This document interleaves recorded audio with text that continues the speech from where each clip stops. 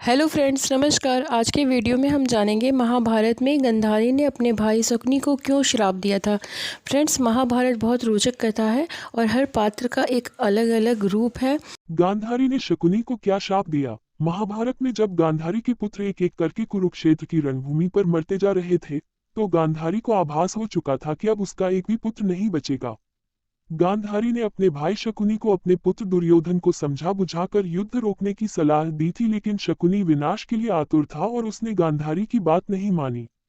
इस कारण से गांधारी ने क्रोधित होकर शकुनी को ऐसा शाप दिया कि जिस तरह शकुनी ने हस्तिनापुर में अशांति फैलाई है, उसी तरह उसके राज्य में भी कभी शांति का वास नहीं रहेगा।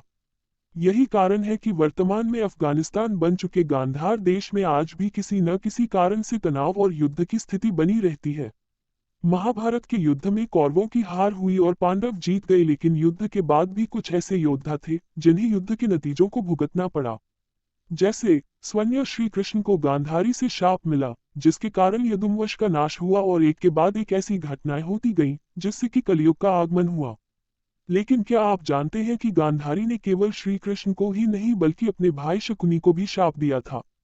100 पुत्रों की मृत्यु के बाद गांधारी इतनी क्रोधित और दुखी थी कि उन्होंने अपने भाई शकुनी तक को शाप दे दिया, क्योंकि गांधारी मानती थी कि अगर शकुनी ने दुर्योधन सहित बाकी कौरवों को पांडवों के विरुद्ध नहीं उकसाया होता, तो दुर्योधन के मन में पांडवों के प्रति इतनी नफरत नहीं पनपती।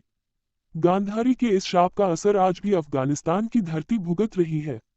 आइए जानते हैं शकुनी को मिले शाप की पूरी कहानी। महाभारत के युद्ध में कौरवों की हार हुई और पांडव जीत गए, लेकिन युद्ध के बाद भी कुछ ऐसे योद्धा थे जिन्हें युद्ध के नतीजों को भुगतना पड़ा। जैसे स्वयं श्री कृष्ण को गांधारी से शाप मिला, जिसके कारण यदुवंश का नाश हुआ और एक के बाद एक ऐसी घटनाएं होती गईं जिससे कि कलयुग का आगमन हुआ। लेकिन क्या आप जानते हैं कि गांधारी ने केवल श्री कृष्ण को ही नहीं बल्कि अपने भाई शकुनी को भी शाप दिया था।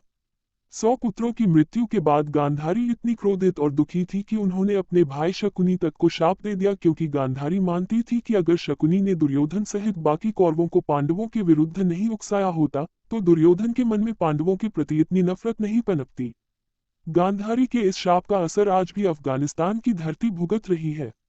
आइए जानते हैं शकुनी को मिले शाप की पूरी कहानी। महाभारत काल में अफगानिस्तान को गांधार देश नाम से जाना जाता था।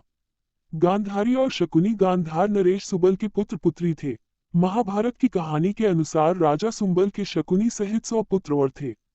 वहीं पुत्री गांधारी जब विवाह योग्य हो गई, तो उसके विवाह की बात करने के लिए राजा सुंबल कई ज्योतिषी से मिले। एक ज्योतिषी ने राजा सुंबल से कहा कि गांधारी की कुंडली में ऐसा योग बन रहा है जिससे वो विवाह के बाद विधवा हो जाएगी, इसलिए अपनी पुत्री का विवाह पहले एक बकरे से कर दीजिए।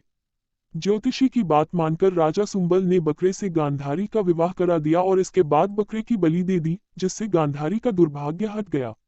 उधर राजा सुंबल के विरोधियों ने उनकी पुत्री के विरुद्ध इस बात की अफवाह फैला दी कि गांधारी का विवाह हुआ और कुछ ही घंटों में उसका पति मर गया। हस्तिनापुर में धृतराष्ट्र के विवाह के लिए एक सुकन्या ढूंढी जा रही थी। किसी परिचित ने भीष्म को गांधारी के बारे में बताया, तो भीष्म गांधार देश जाकर राजा सुंबल से उनकी पुत्री का हाथ मांगने लगे। राजा सुंबल शुरुआत में यह नहीं जानते थे कि धृतराष्ट्र नेत्रहीन है, इसलिए उन्होंने गांधारी के विवाह के लिए अपनी स्वीकृति दे दी, लेकिन कुछ दिनों बाद जब सुंबल को इस सच पता चला तो उन्होंने विवाह के लिए इनकार कर दिया। अपने वचन से पीछे हट जाने के लिए भीष्म को गांधार नरेश पर बहुत गुस्सा आया और उन्होंने गांधारी का अपहरण करके धृतराष्ट्र से गांधारी का विवाह करा दिया। गांधारी यह बात नहीं जानती थी कि लेकिन जब वो हस्तिनापुर पहुंचकर धृतराष्ट्र से मिली तो उन्हें समझ आ गया कि उनके साथ छल हुआ है। वहीं भीष्म और धृतराष्ट्र ने इस अफवाह को सच मान लिया कि गांधारी का विवाह एक बार हो चुका है। वहीं शकुनी धृतराष्ट्र से अपनी बहन का विवाह नहीं होने देना चाहता था। भीष्म और धृतराष्ट्र ने राजा सुंबल को सबक सिखाने के लिए उन्हें और उनके 100 पुत्रों को कारागार में डाल दिया। कारागार में राजा सुंबल और उनके 100 पुत्रों को एक मुट्ठी अनाज दिया जाता। एक मुट्ठी अनाज में 100 पुत्रों को केवल एक दाना ही मिल पाता था। ऐसे में सभी ने निश्चय किया कि वे अपना हिस्सा भी शकुनी को दे देंगे, जिससे कि शकुनी हस्तिनापुर के शासकों से बदला ले सके। अन्न न मिलने के कारण राजा सुंबल और उनके पुत्र धीरे धीरे मरते गए। अंत में शकुनी बच गया। शकुनी के मन में हस्तिनापुर के राज्य को बर्बाद करने की भावना ने जन्म ले लिया। चौसा का खेल खेलने में माहिर शकुनी ने दुर्योधन की रुचि चौसा के खेल में जगाई। शकुनी दुर्योधन के साथ घंटों चौसका खेल खेलता रहता था। ये चौसका खेल ही था जिसने महाभारत के युद्ध में महत्वपूर्ण भूमिका निभाई और चौसका खेल हारकर पांडव अपना सब कुछ गंवा बैठे। शकुनी ने दुर्योधन को उकसाकर हर वो काम कराया जो उसके खुद के मन की इच्छा थी। दुर्योधन को अति स्नेह करके शकुनी ने जैसे उसे अपना सेवक ही बना लिया था। यही कारण था कि दुर्योधन शकुनी के कहे अनुसार चलता था और उसने अंत तक अपने पांडव भाइयों को राजकाज नहीं दिया, जिसके कारण महाभारत का युद्ध हुआ और युद्ध में दुर्योधन सहित सभी कौरव मारे गए। कुरुक्षेत्र की भूमि पर जब गांधारी ने अपने 100 कौरवों को खो दिया था तो गांधारी बहुत ही क्रोधित और दुखी थी। गांधारी ने विलाप करते हुए श्री कृष्ण से कहा था कि वे चाहते तो युद्ध रोक सकते थे, लेकिन उन्होंने कौरव और पांडव को लड़कर मरने दिया। इसलिए गांधारी ने कृष्ण को शाप दिया था कि जिस तरह गांधारी के कुल का नाश हुआ है उसी तरह कृष्ण के यदुवंश का भी नाश हो जाएगा। गांधारी ने श्री कृष्ण को ही नहीं बल्कि इस शाप से पहले अपने भाई शकुनी को भी शाप दिया था।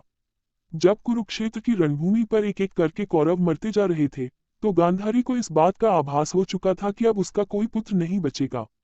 गांधारी ने अपने भाई शकुनी से कहा था कि वे युद्ध रुकवा दे जिससे कि और विनाश न हो पाए, लेकिन शकुनी ने गांधारी की बात नहीं मानी।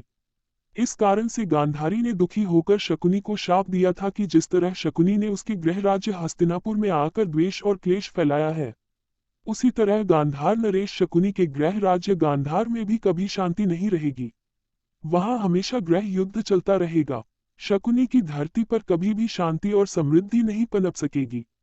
गांधारी के शाप के कारण ही वर्तमान में अफगानिस्तान बन चुके गांधार में कभी भी शांति नहीं रहती। वहां किसी न किसी कारण से युद्ध और अशांति की स्थिति बनी ही रहती है।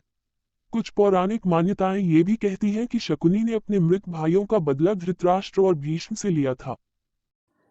ऐसे ही रोचक जानकारी के साथ आप सब बने रहिए फ्रेंड्स। और महाभारत की कथाएं सुनना अच्छा लगता हो या रामायण की कथाएं सुनना अच्छा लगता हो या भगवान जी की कथाएं सुनना अच्छा लगता हो या पूजा पाठ से रिलेटिव कोई भी जानकारी चाहिए या तीर्थ के बारे में कुछ भी जानना है, please like comment subscribe share it. Thank you friends, हम फिर मिलेंगे अगले वीडियो में। तब तक के लिए नमस्कार।